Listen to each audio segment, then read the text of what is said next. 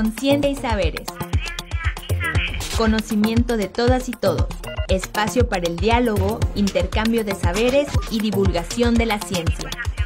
Conducen Danae Estrada y Martín Plasencia. Hola, ¿qué tal? Buenas tardes, feliz inicio de semana. Estamos en su programa Conciencia y Saberes, conocimiento de todas y todos. Y como cada semana tenemos un invitado especial, estamos acá acompañadas del doctor Alfonso Jaime Martínez Lascano, quien en esta tarde es nuestro invitado especial, y daremos a conocer parte de su trayectoria profesional, lo que realiza en investigación. Como ustedes bien lo saben, la finalidad de este programa es dar a conocer, dar a difundir las investigaciones y a nuestros investigadores que tenemos dentro de nuestra universidad. Me voy a permitir presentar al doctor Alfonso Jaime Martínez Lascano. Él es doctor en Derecho Público, investigador nacional del CONACYT, profesor investigador de la Universidad Autónoma de Chiapas. También es presidente del Colegio de Abogados Procesalistas Latinoamericanos, vicepresidente de investigaciones, la Asociación Mundial de Justicia Constitucional, presidente del Colegio de Doctores en las Ciencias Jurídicas de Iberoamericana y director de la revista Primera Instancia. Bienvenido, doctor, muchas gracias por estar esta tarde aquí con nosotros. ¿Cómo se encuentra? Pues muchas gracias por el espacio y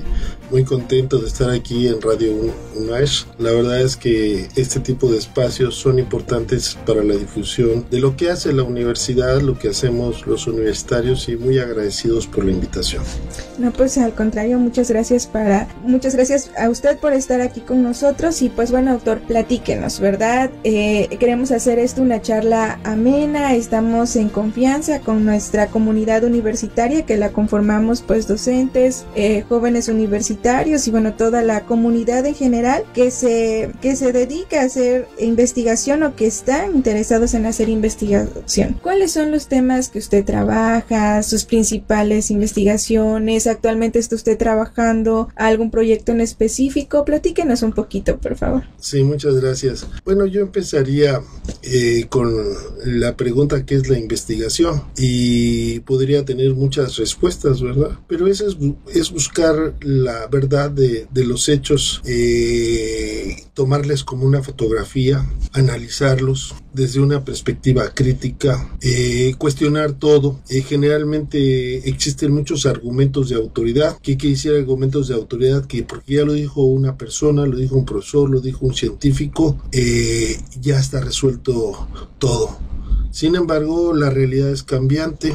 Lo único que no cambia es que todo cambia. Entonces, esto hace que los que se dediquen a la investigación o nos dediquemos a la investigación estemos viendo lo que le llaman algunos la frontera del conocimiento, es decir, hasta dónde hemos avanzado en algún campo del saber. Eso es muy interesante porque a los que investigamos nos obliga a actualizarnos permanentemente.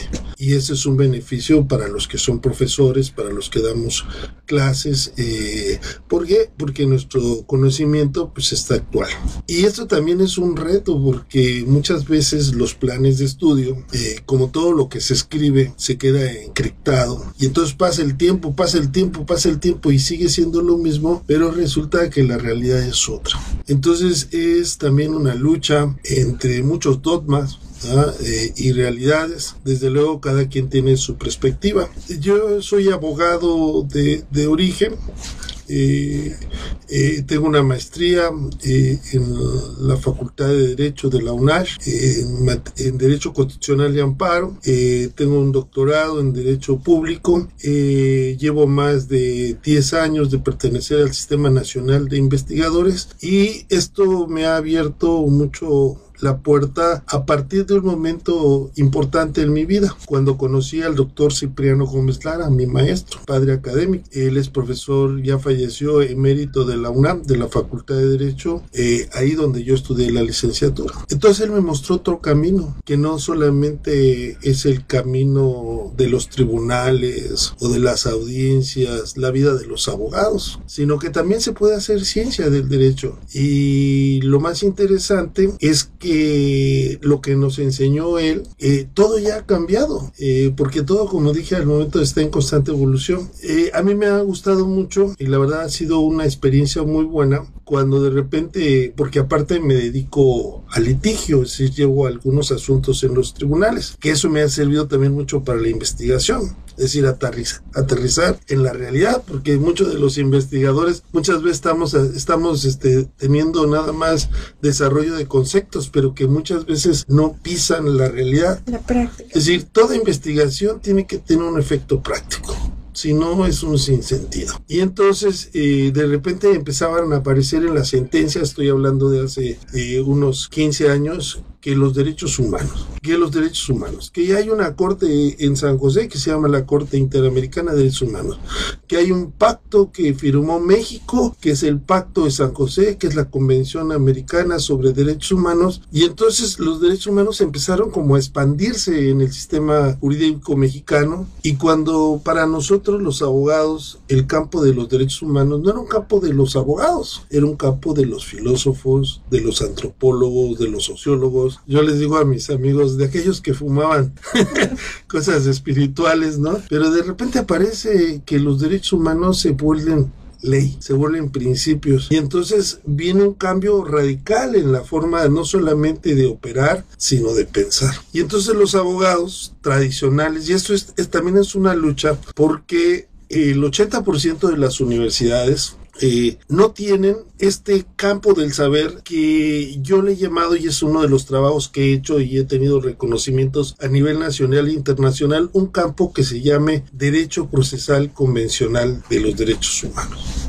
Sistematizar todo el conocimiento de esa área y explicarle a los estudiantes, aterrizar esa información, porque ¿qué pasa? Que seguimos aprendiendo y enseñando el derecho como en los tiempos decimonónicos, en los tiempos del siglo XIX. Por ejemplo, hoy no se habla del Estado de Derecho, se habla del Estado social y democrático de derecho, que es algo muy importante. Por ejemplo, ahorita estamos viendo en Argentina un loco, lo voy a llamar así, candidato que obtuvo la mayoría de su partido y puede ser presidente, que dice al diablo, con otras palabras, con el Estado. Entonces, una lucha también entre qué debe hacer el Estado y qué no debe de hacer. Nosotros en México, al igual que la mayoría de los países latinoamericanos, tenemos una gran desigualdad social, tenemos mucha pobreza, tenemos problemas de salud, problemas de educación. He trabajado también en que todas las universidades públicas deben de garantizar el acceso a los estudiantes. ¿Qué responsabilidad tienen las escuelas de bachillerato cuando no ingresan los estudiantes que acreditaron en el bachillerato? Es decir, ir más allá. ¿Y qué responsabilidad tienen las universidades cuando la educación es gratuita, ¿sí? Y es obligatoria para el Estado hasta la universidad? Entonces, todos estos cambios todavía no han aterrizado, pero ya están en el texto de la ley. Entonces, ¿qué hace falta?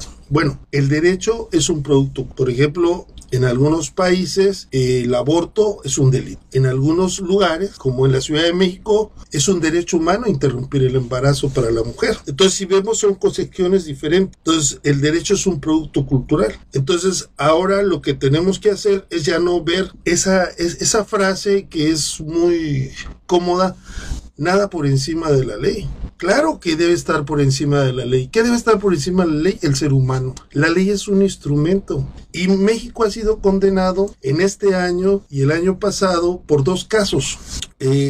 Por el arraigo penal y la prisión preventiva oficiosa. Y entonces, imagínense, y eso no se estudia en las universidades. Y eso está en la realidad. A México lo condenaron para que modifique la Constitución en el artículo 16 y 19, porque tenemos artículos que violan derechos humanos.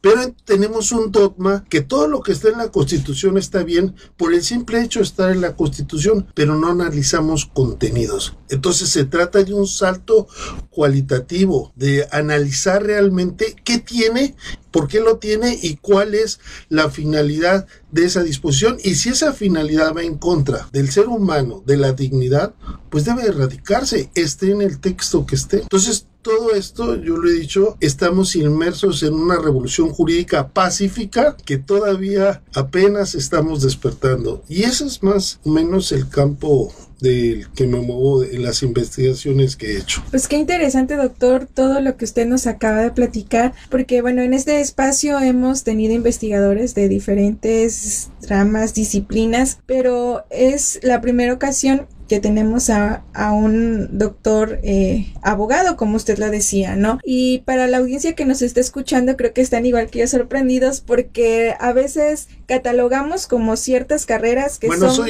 soy un ser extraño, también es cierto, ¿eh? Eso es lo importante.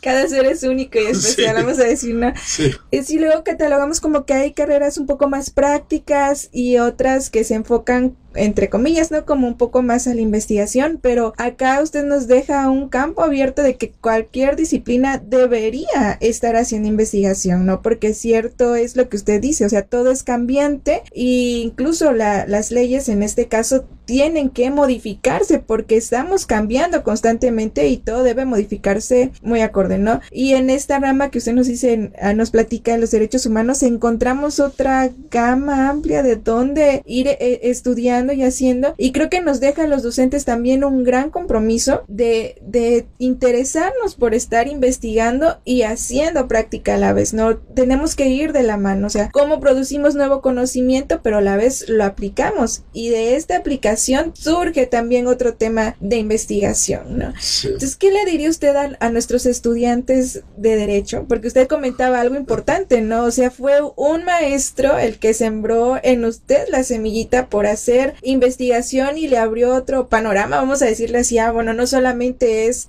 la práctica, o sea, también puedo hacer investigación. ¿Qué le diría a nuestros estudiantes que nos están escuchando? Bueno, parafraseando Arjona, diría que maestro es verbo no sustantivo, ¿no?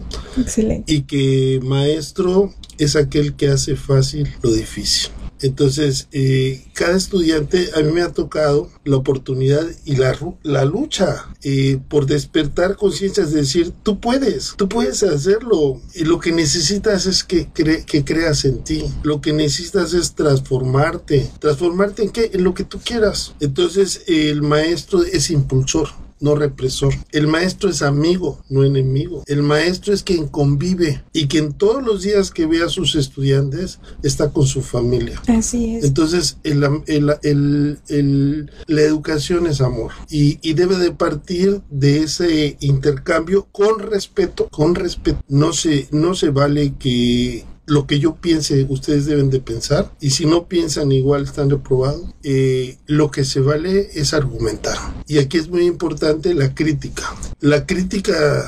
No como, ay, mira qué mal vestido va, no, la crítica como el uso de la razón, que eso significa, de acuerdo con la etimología de origen griego, criticar es el uso de la razón, y el uso de la razón es pensar, y entonces yo los invito a pensar, a desafiar, a construir pues una mejor familia, una mejor vecindario, un mejor municipio, una mejor ciudad, ¿no?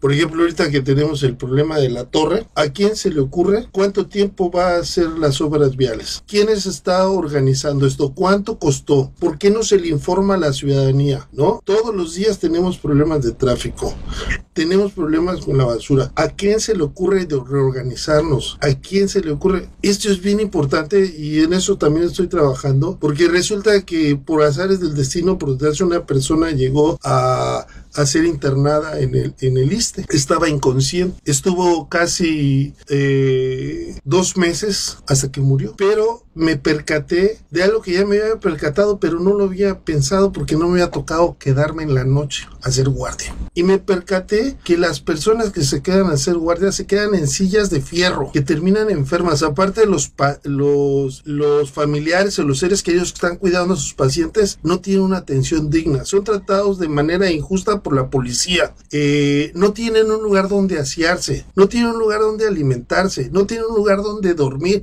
duermen en el suelo. Esa es la realidad, ¿no? Entonces, ¿qué tenemos que hacer? Crear la obligación del Estado para que establezca en los hospitales públicos lugares dignos para las familias que acompañan a sus seres queridos. ¿Por qué? Porque el ser querido cuida a su paciente. Es decir, el ser querido en esencia se convierte en personal de salud porque está cuidando al paciente, está atento, además está vigilando que se le dé el medicamento adecuado, pero además si está inconsciente hay algo que se llama consentimiento informado. El que toma las decisiones es el paciente, pero si el paciente no puede ser, es el ser querido. Pero si el ser querido va a terminar enfermo por estar un mes ahí tirado en el suelo, ¿no? Vejado por un sistema de salud indigno, pues eso es lo que hay que cambiar, la cotidianidad que nos hace ver todo normal cuando realmente lo que estamos haciendo es algo que no va con la dignidad humana. Bueno, ya me emocioné. Un saludo para todos. Los invito a reflexionar. Nosotros súper emocionados, ¿verdad, doctor? Pues se nos pasó rapidísimo los 20 minutos que tenemos destinado a este programa. Esperamos más adelante tener una segunda oportunidad de tenerlo aquí con nosotros, porque creo que esto nos sembró la semillita de querer saber más. Y eso es lo que pretendemos a través de este programa, que conozcan sí que quiénes son nuestros investigadores universitarios, qué están haciendo, pero además, como usted bien lo menciona, cambiar lo cotidiano, ¿no? Y desde nosotros como docentes, que para mis compañeros que nos están escuchando, nuestras compañeras, estamos unos días de haber iniciado clases en nivel básico, a un mes aproximado de haber iniciado en la universidad, y también nos sirve de reflexión como docentes muchas veces también tenemos un poder dentro del aula con nuestros estudiantes. Nos queda la pregunta y la reflexión también para filosofar un poquito, ¿no? ¿Cómo estamos aterrizando este conocimiento? Y cierro con esto, doctor, de lo que usted nos acaba de mencionar. La educación debe ser educación con amor para poder sembrar en nuestros estudiantes el deseo del conocimiento. Muchísimas gracias por haber estado con nosotros. Gracias a toda nuestra audiencia que nos estuvo acompañando y esperamos tenerlo por acá en una segunda ocasión para conocer un poquito más. Muchísimas gracias. ¿Algo que usted quiera decir para cerrar el programa? Pues muchas gracias. Me gusta mucho una frase que dice: pensar es gratis. Hasta pronto. Muchas gracias. Hasta luego.